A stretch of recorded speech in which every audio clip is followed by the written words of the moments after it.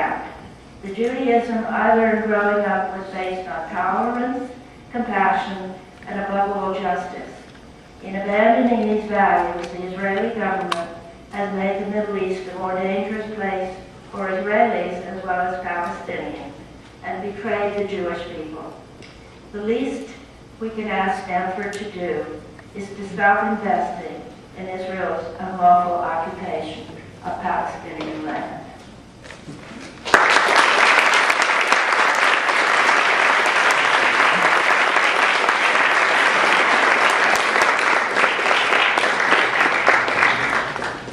Our next speaker is Fadi Quran.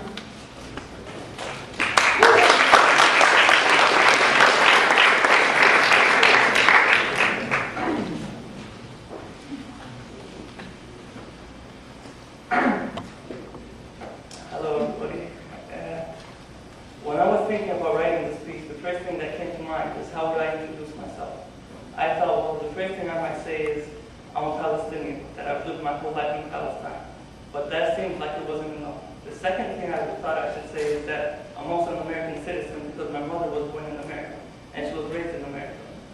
And then I thought, okay, but what else? I mean, why do people introduce themselves? We all introduce ourselves to say what differentiates us from each and every other person in the room. I want to remind all of you that in the end, we're all human. In the end, that when I look at each and every one of you, there's a beautiful face, there's a beautiful person. And if I pinch myself, it hurts me, and if any one of you pinches himself, it would hurt him as well. And so, I thought that, okay, we're all the same, we all have the same feelings, we all have the same bodies. Why, more than 6,000 miles away from here, on the other side of the ocean, people lack equality, people don't have freedom, and people are forgetting what it meant to live in a just society, just because of a man-made humanitarian crisis. And so I thought to myself, what could I say to each and every one of you to convince you that all the way on the other side of the ocean, there are people that need our help. There are people. And I thought, well, maybe I should say like what I've been through as a Palestinian. Maybe I should say all the injustices I've suffered. Maybe I should say every single thing my people have suffered. But I thought, right here and right now, we are seeking peace. And for peace, it does not help to mention your pain. Pain is something that stays in the heart. And I don't want to mention all of the painful things my people have been through, or the painful things I have been through personally, because I know that each and every one of us has also went through painful experiences. And it's not because I think it's hard to talk about them, because in the end we are all forced to face our feelings. But it's because, like I said, we are seeking peace. And to keep talking about pain and painful experiences is not a way to peace. And so I thought, what else could I say?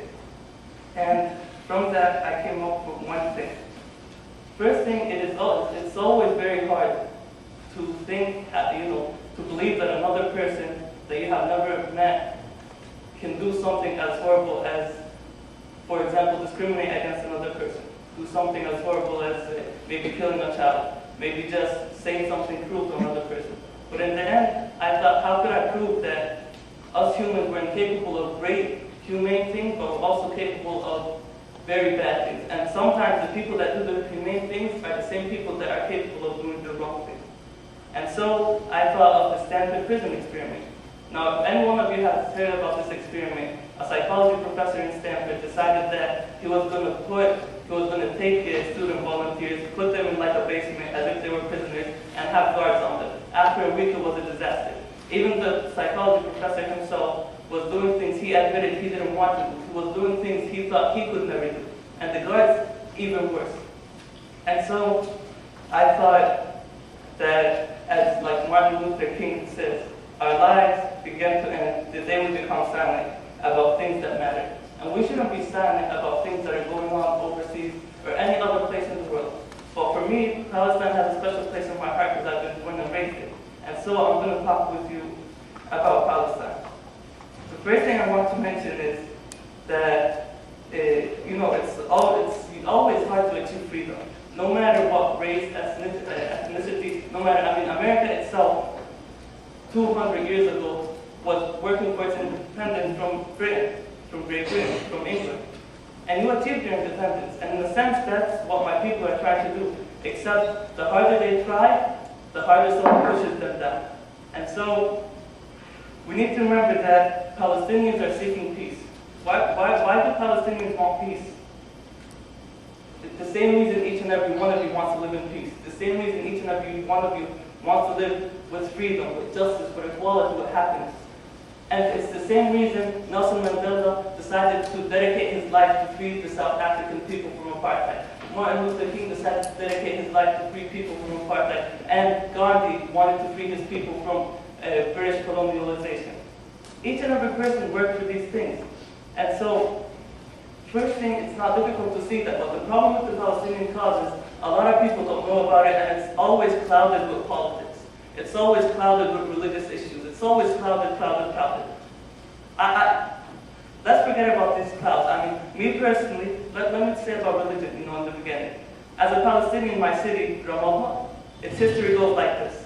3,000 years ago, the Canaanites built it, and then they heard the message of Moses. They became Jews. So my great-great-great-great-grandfather was a Jew. And then what happened? 2,000 years ago, Christ, as he was walking from Nazareth to Jerusalem, passed through my city, Ramallah. My people saw his great message. They decided to become Christians. And there's even a church that's built like in my city, Ramallah, that commemorates this issue. And then, 1,400 years ago, they heard the message of Muhammad. And so they decided this is also a great message. So that grandfather decided to become a Muslim. And now, when I die and when I stand in front of God, he's going to ask me, what religion are you? I'm going to be like, I'm going to step back, I'm going to be like, what religion are you? He's going to say, in the end, we are all the same, you know what I mean? And so the religious issue, let's step back and think about it. Political issues, the politics, and each and every one of you know, political issues, they're never clear. There's never a right side of politics and a wrong side of politics. I mean, if there was, we would probably have to call them toxic. You either heal a person or you let them die. But in politics, there isn't healing or letting die. There's, just keep colliding into each other and stepping back. And so let's forget about those two facts and let's just think about the human nature. Let's just think about freedom and justice and equality. That's all we want, and that's all we're asking you. And just so that I can be clear, this thing isn't against the sinner. This thing isn't against the country of Israel. I personally, and every single person on this group that I have dealt with, does not hate the sinner. We hate the sin. We hate the apartheid. We hate the discrimination. We hate the violence. We do not hate the sinner. And so, it isn't against Israel, and in my opinion, and everybody else who decides to understand this point, what we're trying to do isn't bring peace to the Palestinians, it's bringing peace to the region, for the Palestinians and Israelis.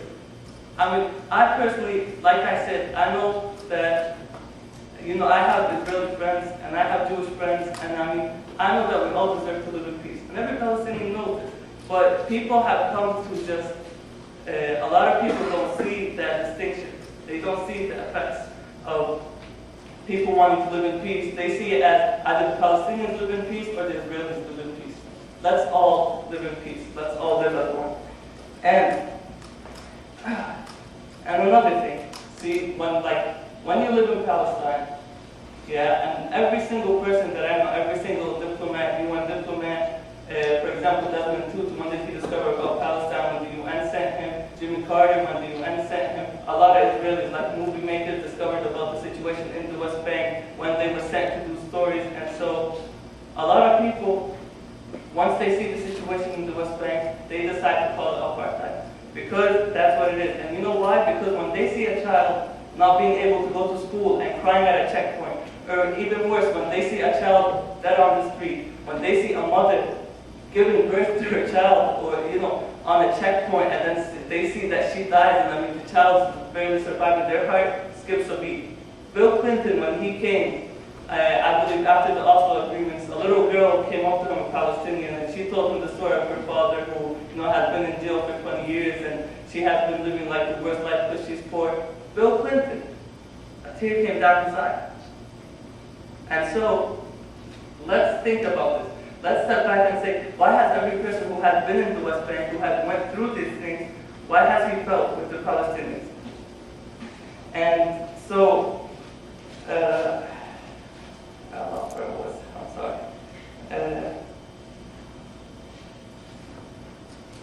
And so, what I like, my final point is that if I ask each and every one of you to do good, to make a person happy without harming another person, to make a whole people happy, to make my people happy, to save the lives of innocent people, only by only signing a petition, or by only standing and saying, hey, let's suck the money out of the thing that's causing the violence, and it's going to slow down, peace will happen, and everybody will survive and everybody will be happy. If I asked you to spend that maybe 2 minutes, well, all of you here have spent more than an hour, but and I'm thankful, for all your help. But if I asked you 2 minutes to help people achieve the freedom that every American is proud of, to achieve the independence that every person on the world is proud of, to achieve the simplest of things, a happy, just life. We don't want money. All we want is happiness, justice, and peace. Please join our cause. Just because, as Gandhi once said, happiness comes from not only believing what's right. It comes from believing what's right, doing what's right, and saying what's right. If you all believe in what's right, I'm asking you to do what's right and to say what's right. Please join us. Thank you all.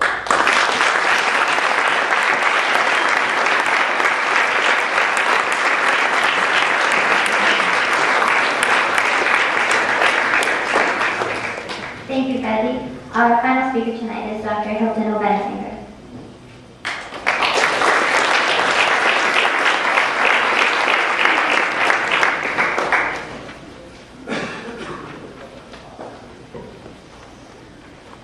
Well, I'd like to salute the students who have organized this and the students who have been encouraged me, who have been working to educate people about the Middle East. And there has not been so much activity for achieving peace in Israel and Palestine as there has been now on the Stanford campus, at least on Stanford campus, in many, many years. And you're doing a remarkable job. It's interesting, we've got 2 Jews and we've got Palestinian and people of Arab background. But this is an issue that affects all Americans. We used to have a button in the 60s, not 60s, the 80s, other Americans for Israel and Palestinian peace. It's not an issue for Jews or for Arabs only. It's an issue for Americans, as was pointed out, because our government is so deeply involved. And it's very connected, and we haven't really brought this out too much, very connected to the situation in Iraq and all of American policy in the Middle East that is becoming increasingly more dangerous. And this is an issue that is not defined by whether you're a Democrat or Republican or left or right. This is becoming an issue as the Iraq War is becoming an issue between people who really want to seek a rational way of resolving problems versus people who are attached to various delusions, particularly delusions of grandeur and empire. The Iraq Study Group, in all of its recommendations that were almost completely ignored, put forward that the Israeli-Palestinian conflict needed to be addressed as a central conflict to the Middle East. Almost immediately, the Israeli government, the Prime Minister Omar, just dismissed that, and President Bush just never even addressed it. Condoleezza Rice took her trip to talk with Palestinians and Israelis, and with some kind of attempt to revive the quartet and all those sorts of things. And it doesn't seem to be that serious of an attempt. Because a serious attempt would be in some ways to put a check on Israeli expansion and Israeli militarism. The last time that happened in any kind of way was with Secretary Baker, who got Bush, the father, to cut or hold back aid to Israel, the equivalent of being used to fund settlements. The militarism of Israeli society is extremely dramatic. It's motivated by a sense of threat, a sense of the need to defend the country and of a citizen army. And it is very ideologically very mobilized, mostly dedicated, and seen from the point of view of all kinds of myths, as one of the papers that we picked up pointed out, of purity of arms and moral superiority. This country is an increasingly militarized country. What's escaped, for example, with all of the recent plans that Bush has put forward about Iraq, was the proposal to increase the U.S. military even more than it is in the largest military in the world, combining all other militaries larger than other militaries, yet to increase it more. For what reason? Because the U.S. policies that he envisions and other policymakers who agree with him is for more dominance, more resolving problems through war, through military means. So this is a very dangerous situation. And citizens, people all around the world, have to become active to stop it. And let's be clear, the majority of Americans, the vast majority of Americans, are sick of the war in Iraq. It doesn't seem to have any influence so far on the Bush administration. The vast majority of Americans were opposed to Reagan's intervention in Central America. It did not stop Reagan. The majority of American Jews at various polls are very happy if there were to be a two-state solution, however that might be defined, as long as there's security for Israeli Jews. That does not seem to happen. So public opinion has to be mobilized in order to put a check on machinery of power, to put a check on institutions that implement decisions that go against the people of the entire world. If you remember, before the Iraq invasion, there was a huge demonstration. And as the New York Times reported, now the Bush administration has to deal with another superpower, world opinion. The Bush administration has managed to disregard world opinion, has managed to make this country one of the most hated countries in the world. I could tell you some other time about talking with students at the American University of Beirut and the Lebanese American University, thoroughly perplexed. Why are Americans doing this? Don't Americans know what's going on? Looking at Rome with a sign made in the USA over it. They know where the weapons come from. The Israelis shoot the weapons. Those cluster bombs are American made. As President Nixon said very aptly about supporting sending all of that military aid to Israel. That's a long time ago. It's cheaper than an aircraft carrier. So the U.S. is seen as a military base in terms of U.S. policy. All the talk about democracy, all the talk about Western civilization, a good idea, Fadi said. All the talk about, all those kinds of ideological kinds of things, they ring hollow compared to these hard geopolitical realities. Not to say that they aren't important. Jerry Falwell and evangelicals like him are motivated by their end-day scenario, which involved all Jews returning to Israel so that there would be a great war, so that almost all of them get killed. And then their vision of how Jesus would return. So, this is a very serious question for everybody because it involves the war that we want to stop now. Not just the war in Iraq, but the war involving the entire world.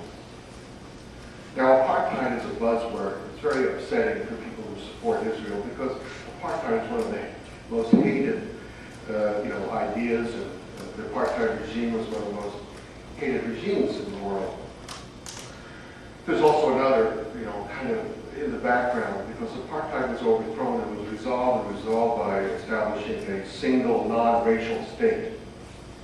And that might imply by saying apartheid that there would be a single non-discriminatory state in what is Israel, Palestine. Well, that's to be negotiated how that might work. The consensus around the world is for 2 states. The United Nations has put it out for years and years, 2 democratic states. And how that might be resolved, well, that could be negotiated. Everybody knows this. Everybody knows what the plan was. I find it really amazing hearing Bush talking about there needs to be an independent Palestinian state, when 20 years ago, if you said that, you were regarded as a terrorist. Things change. You need to realize that. I guess I'm getting old, and I'm very tired of hearing the same old things over and over again. Why this thing keeps on dragging out. But in the middle of the 80s, those of us who were speaking about the situation in Israel and Palestine began to speak out about Israel's alliance with the apartheid state. There was a very specific military, economic, political alliance between the 2 regimes. I would speak at events and I would be accused of horrible anti-Semitism, of course, self-hating Jew. As I guess Woody Allen said, I think, I hate myself, but it's not because I'm Jewish. But in any case, but then, we would then have speaking events where there would be the United Nations representative from the ANC. And there was a certain moral authority that was hard to deal with. And the ANC had a very principled position at that time, supporting Palestinian rights, working with Yasser Arafat, and in their position, though, supporting a 2-state solution. So, that irritant, that friction, the friction that met Jimmy Carter when he put it in the title of his book, which caused Nancy Pelosi to reject anything that he had to say before she read the book, has to do with that sense of horror. But I think we need to face it. We need to face all the realities that Omar and other people spoke about. They're very hard realities. They're very ugly realities. We can call it other things. I mean, Omar spoke about, why don't we call it Jim Crow? And the Jim Crow regime. That was pretty horrible. Apartheid and Jim Crow, we think about race in American terms. It's hard to imagine in Palestine that you would have a black Jewish soldier from Ethiopia pointing a gun at a black Palestinian, part of the black community that's been in Palestine since the 1200s to be initially from Sierra Leone to be guards of Al-Aqsa. So there's a black community, there are black Palestinians, just there are no white Palestinians. Those crusaders, they hung around for a while. And yet to think that there is this discriminatory process going on, where you can have a black pointing a gun at another black person. But yet it is a division. A division that indicates who gets power, who doesn't, who gets to go to a hospital and who doesn't, who drives down a road and who doesn't, who's able to build a house and who doesn't. I've often, spoken about, why do we always talk about settlements? Why don't we just call it segregated housing projects? Which is what they are.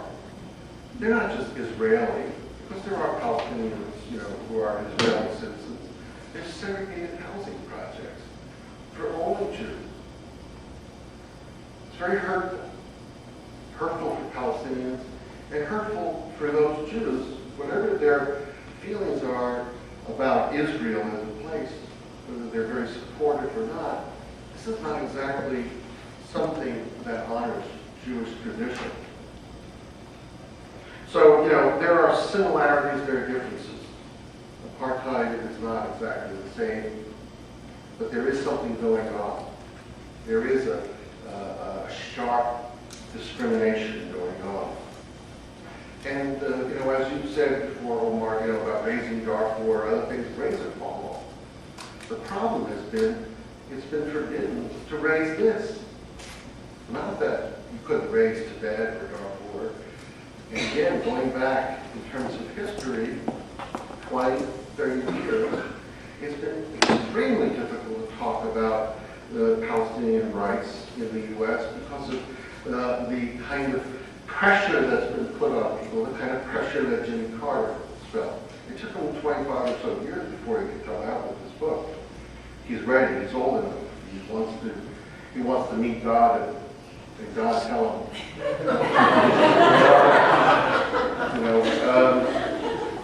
But it was hard for him to do this earlier. And as many politicians who've gotten unelected because of sharp, pressure being put on them. As Professor Tony Jute, who wanted to speak at was invited to speak at the Polish consulate, and yet was disinvited because of pressure.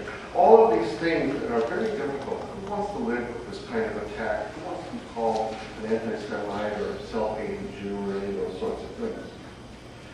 So, I'll give you just an example of some of the history here at Stanford.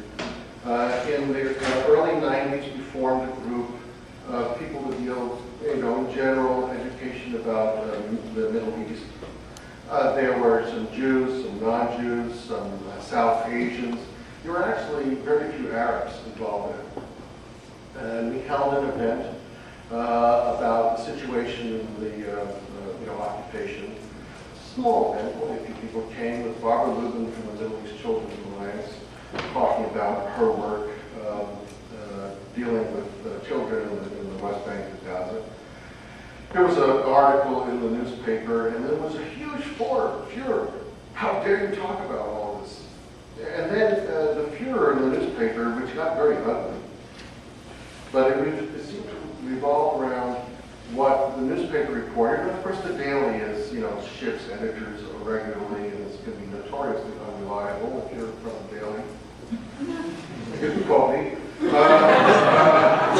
Accurately. I don't play squash.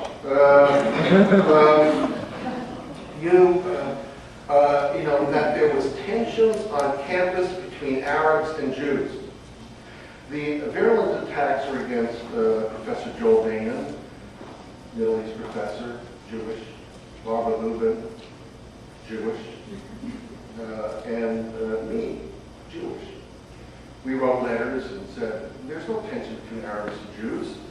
This is actually tension between Jews and Jews. We should talk about this, about between Jews, that there are differences about this. It went back and forth for a while until there was the mediation of the conflict resolution group. I can't remember the professor that's working on that called a meeting. We had a meeting of the different folks, and they said there's conflict between Jews and Arabs, and we said no, there's conflict between Jews and Jews. And then it went away. But it was, at a kind of a standstill. And, some things kept on, some events happened. It was very difficult to sustain anything. Things have changed. Perhaps there are more Arab students. There's certainly, maybe more Muslim students concerned with this. There are other people who are also concerned because they know the connection with the entire world and the situation in Iraq. So, doing this kind of work that you're doing, of course, doesn't mean that you're supporting violence against civilians of any sort, violence of any sort. You pointed out that the real divestment needs to come from the U.S. government, but this is a tactic for educating and for putting pressure. And you've really, pointed out things that other people have pointed out.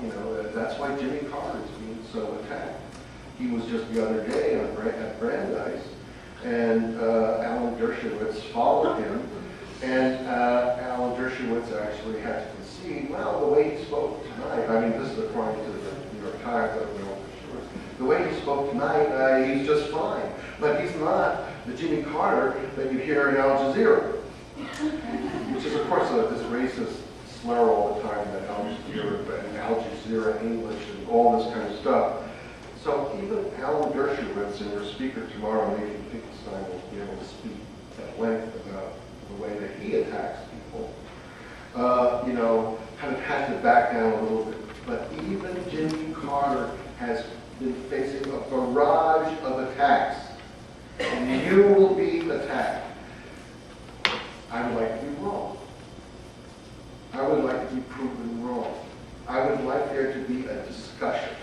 I would like those students who are very supportive of Israel to talk about this.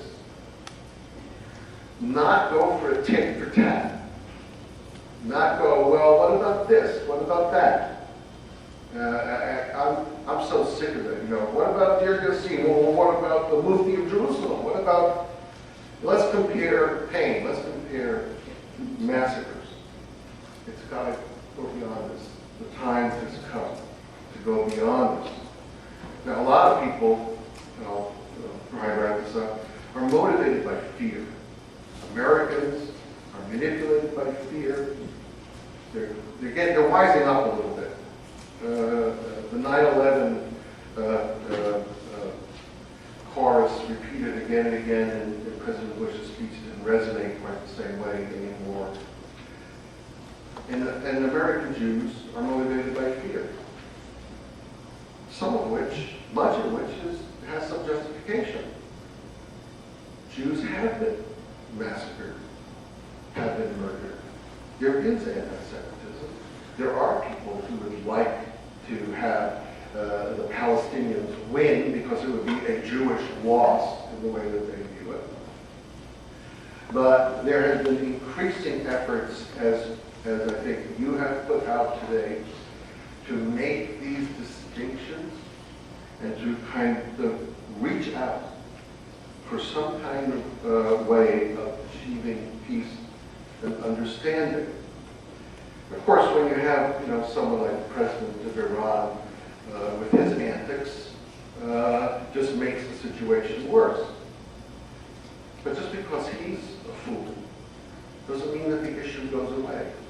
It doesn't mean that the injustice goes away. It doesn't mean that we cannot resolve it with this superpower of public opinion around the world. So if you're concerned about the safety, the security of Israelis, if you're concerned about the safety and security of this country, we've got to work on resolving this now. This is the time. This has gone on way too long. There are ways to resolve it, even if everybody is not 100% happy. It can move in that direction. And I just want to say one last thing. There's that organization, Combatants for Peace, of ex-Israeli soldiers and ex-Palestinian fighters joining together to say, we've got to figure this out. Just the other day, the daughter of the Palestinian leader of the group was killed by Israeli gunfire. And in his grief, he still reached out and said, we have to work together. And they continue to work together. It's a small group. I don't want to exaggerate. But if they can do it, then we can do it. We can bridge this hatred. We can bridge the violence. We can reach a new way of thinking about the world that goes way beyond what certain experts in Washington would like us to think about. That's our goal. And I'm very proud because Stanford students, this is a special place. People look to Stanford and say, oh, Stanford, yeah, I'd like to rent a house. I'm from Stanford. Whoa! Okay. The gold car.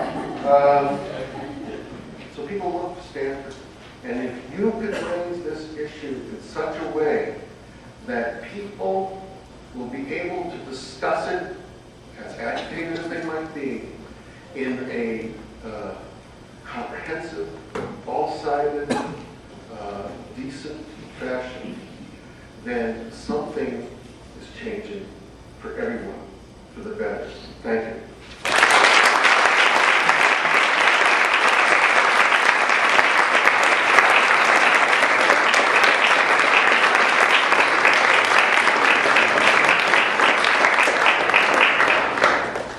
Thank you, Dr. Obenzinger. If we could have another round of applause for all of our great speakers.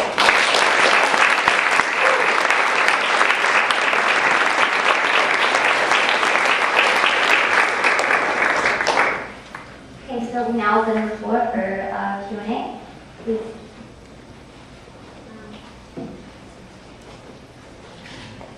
There's one Jewish nation with 1 million Muslim citizens. There's 22 Arab Muslim states with no Jews.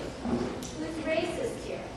The plan is to expel all Jews from the West Bank, as they've been from Gaza. I mean, who's racist here? Now, I believe there are 50 states in the United States, but no one wants to give North Dakota to Canada.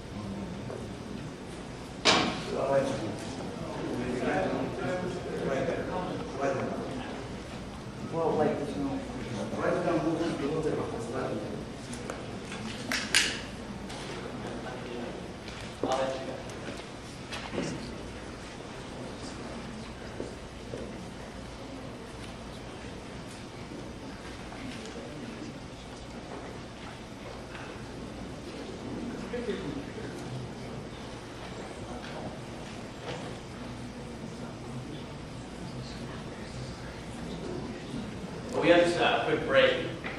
Just a note, definitely make sure you grab some of the literature we brought today. We have some op-eds, kind of this explanation of why we launched this divestment campaign. We encourage you to all go home today with scai.stanford.edu, sign our petitions, open it to community members, students, faculty, and continue learning more about the conflict. Put that in your notes.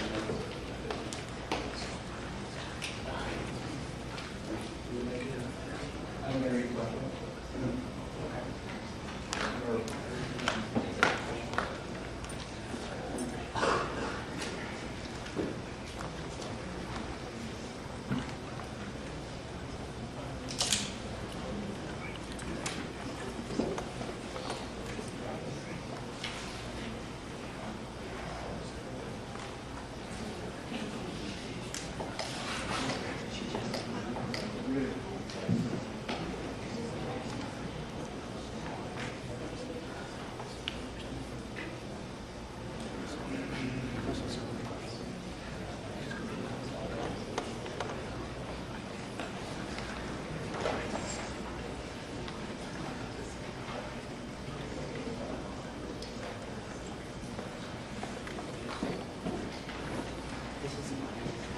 Okay, so the next question we're going to address is how can the non-students help the students' campaign? I think the best way that we can get support, in addition to signing our petition, is just it's a good question. Talk with staff at the event. There's a lot of different ways to get involved. We have non-student members of our organization that attend our weekly meetings right here on campus. We'd love to see more faces like that, and helping build this movement outwards. We're hoping that this will be a starting point for similar kinds of movements in other universities, in your church, in your trade union, and whatever organization you belong to. All of us have some kind of ties to what's going on outside of our university affiliation. So I think the biggest way, besides help working with us directly, signing our petition, is to start this as a model in your own community. And that's how something like this is going to change. How it ended in apartheid South Africa, and that's how it ended in this situation. So, that'll be my advice. Okay, the next question is, Jimmy Carter, when asked if Israel's so-called apartheid is worse than genocide in Rwanda, he said yes. The question is, do you, yes or no, agree with his statement? I read his book. You know where it said that. It was in an interview on MSNBC's Hardball. I have the transcript. MSNBC's Hardball with Chris Matthews. That's what Israel is going to do worse. The genocide is wrong. An interviewer asked if that was the case, and Jimmy Carter said yes. Why is this relevant? Because Jimmy Carter is first of all, Jimmy Carter is a All right, spokesman. if Jimmy Carter said that, I think he actually retracted a few things he said. If he said that, I think he's wrong in terms of the number of people killed. People are saying, oh, why don't you pay attention to Sri Lanka? There's been tens and tens of thousands of people who've been murdered in Sri Lanka. That's true. And we should pay attention to Sri Lanka. And we should pay attention to Darfur. It doesn't change the situation that's going on in Palestine. So, hey, Jimmy Carter is less, he's not necessarily always right, but he's been very careful when he's been criticized about things lately, because of the barrage that he's facing, to actually correct himself and retract statements that he thinks have been incorrect. In fact, in the New York Times article today, he said there was some sentence in his book that was poorly, incorrectly construed, and that in further additions he was going to change it. So, have the publishers change it. So this goes on, as part of this thing of trying to discredit somebody. It's going to be really hard to discredit a former president of the United States, but there will be an attempt. It's going on, and he's feeling that pressure, and he could make a mistake. Page 261. Is that right? It was on CNN today. Okay.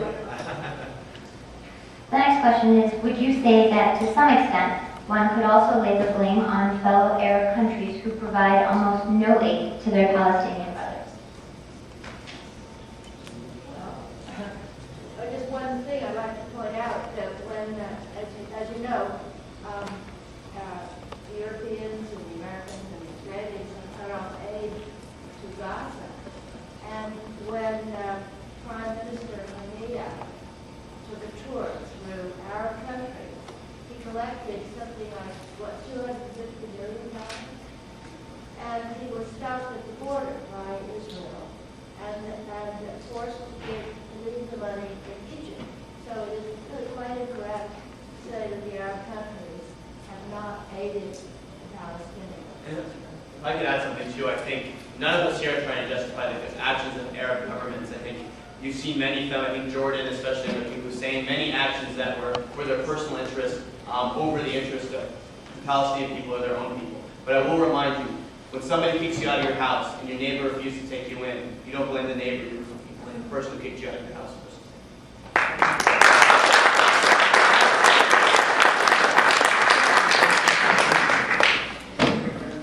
I just wanted to say one more thing. The Arab nations, as the question said, they refuse to actually give, a lot of Arab nations, not all, but they refuse to give Palestinians a citizenship in that country. Because they're afraid that the 6 million refugees might, become citizens of that country, and then, it's hard to differentiate who's a citizen and who's not. And then Israel would have the argument that, oh well, how do we know he's Palestinian? We don't want to let him back in. And so, yes, and a lot of Arab governments have done a lot of bad things to Palestinians, but it's also like, for example, like here in America, there's a lot of problems with immigrants that come in without papers. Is that they need to have papers, or else you don't know the immigrants. And the Arab countries, they don't want to give the Palestinian people papers because they don't want them to become citizens of that country and forget the Palestinians that they used to. Next question is, how is it that Syria occupied Lebanon for 25 years, choked the life out of its democracy, and not a single student group called for divestment? I don't think Syria built separation barriers, erected 700 military checkpoints, built Syrian-only roads, and did any of the infrastructure of occupation that you're seeing now in Israel and the occupied area. It's simply unparalleled. To make a comparison between what's happening there and Palestine is simply foolish.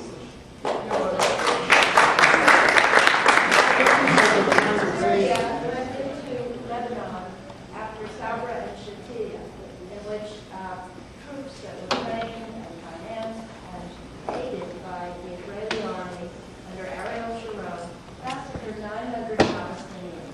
There was a civil war in Lebanon, and the Syrians, for better or worse, brought a lot of peace. But, students have actually been raising issues about the Middle East, including the situation of Lebanon, for a long time. It's just that there has not been enough people actually mobilizing to do something about it. The U.S., if you recall, had a little occupation of Lebanon itself. And there were all kinds of maneuvers the U.S. was doing at that time. And that, dealing with complicated sectarian problems, the role of Syria, not to mention the ongoing occupation of Israel, after the 1982 war, is all part of the mess that's continuing throughout the Middle East. Students did address it, and perhaps it should have been addressed more. The next question is, would it not also make sense to divest from companies and countries like Syria and Iran, which fund organizations like Hamas and Al-Aqsa committed in the long term to a violent and racist solution? Last time I checked the statistics, I think U.S. investment per year to Israel was somewhere a little over $3 billion. I don't think we fund Syria and Iran, especially with military weapons, to the same high level or high degree. But if we did, I think the thing about our criteria that we laid out for students confronting apartheid in Israel is you can take those same criteria and apply them on a global scale. So when we reach the point where we can say, hey, we shouldn't be invested in these things, not just in Palestine, but across the board, that could be a possibility. But I just don't think that you see the same level of American investment and engagement in Iran and Syria as you see with Israel. And I also think if you look at the criteria, you won't see those two countries doing the same kind of, setting up the same kind of apartheid structure that we see in the occupied territories. Some of the cards that we've received are comments, so I'm just going to switch a little between comments and questions to even it out. One is, why do we blame President Bush? He could not have done what he did without the support of the Congress. Oh, okay. That's a question. You mean that we have a Congress that laid down and didn't do anything? Yeah. I think so. However, President Bush is the one who is manipulating fear, bulldozed Congress into voting for war acts that they later, as many people, even Republicans running for office now, have come to regret. So maybe at this point, Congress will actually raise its voice, or at least some Congress people will. Now maybe there'll be some investigating committees. Now maybe we'll find out more about torture and the abuses. Maybe now we'll find out why there are permanent bases having been built in Iraq. What is really the policy going on? I'm not altogether that confident. But no, I don't blame Bush alone. There's an entire political class that collapsed. I haven't heard a word out of Congress critical of this. Oh, no. But that's a forbidden zone politically, because you will get organized campaigns, very well organized, very dedicated cadre and fundraising to oppose running for office. There have been people in Congress been various times who have been somewhat critical, and it's like a third rail in American politics. Until it's possible to have some kind of, within at least American context, a balanced view of what's going on, it's going to be very hard for Congress to be able to speak out. But there are more and more things showing, because it's in American self-interest to address the problem. That's why Jimmy Carter, whatever excesses of mistakes or not going far enough, whatever it might be that he's done, has made an amazing contribution by putting this on the agenda in ways that previously have been forbidden. Go ahead, attack Jimmy Carter. There are many people who still think that he's quite an amazing person, particularly after he left office. There's one one really is a comment this time. There's lots of racism within the state of Israel. Most cities and towns are segregated. Palestinians with Israeli citizenship can't fly on the internal Israeli airlines. Also, Palestinians with Israeli citizenship cannot travel around freely within Israel. There's also a quota as to how many Palestinian students can study in the Israeli universities. Maybe we should add a slide to the PowerPoint. Okay, here's a question. Why do you think Carter did not say anything about Israel's apartheid while he was in office as a president of the U.S.? Do you think because he was afraid of Jewish pressure and not being reelected? Well, it's hard to second guess what, unless he discusses it, but he actually had a great deal of faith in the Camp David negotiations that he conducted, not only in terms of achieving peace with Egypt and, and all of that involved, but that there were agreements or understandings that Israel would make go in the direction of ending the occupation. Maybe he was misled. A lot of people analyzing at the time thought that by making peace with Egypt, it then set the stage for Israel then to attack Lebanon, and he was being naive.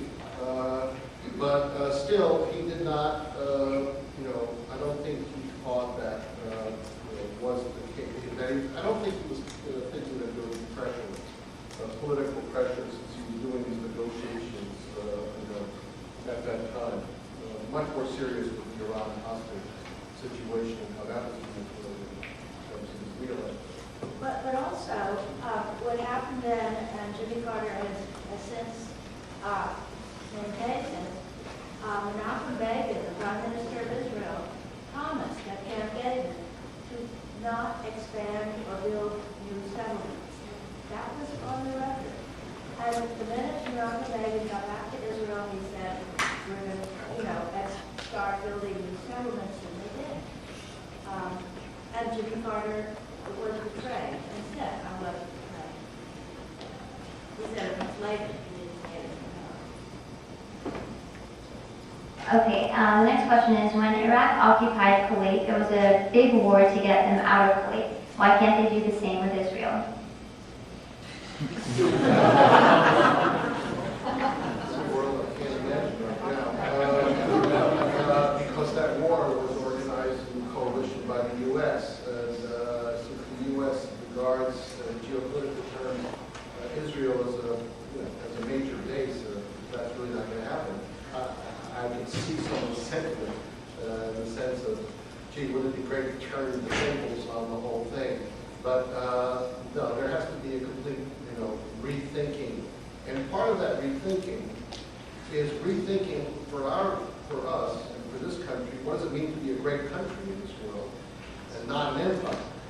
Not the empire that's going to control the oil-producing regions so that we can then control Europe and Japan and all that kind of stuff. So I don't see that war happening. And frankly, I'm not in favor of any of it. We have a couple comments thanking us for the presentations tonight, in particular Omar's amazing presentation. So thank you for those comments especially.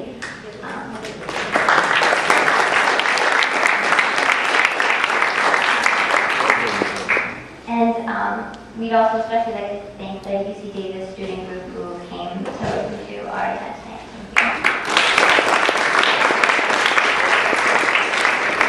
So the last comment that we're going to leave you with is a comment on the original question raised at the beginning of tonight's Q&A. It says, it is often said, why don't the Palestinians go to Arab countries? Palestinians, like any other nation, have thousands of years of history and attachment to Palestine, and it is racist to say just move them and send them to other Arab countries.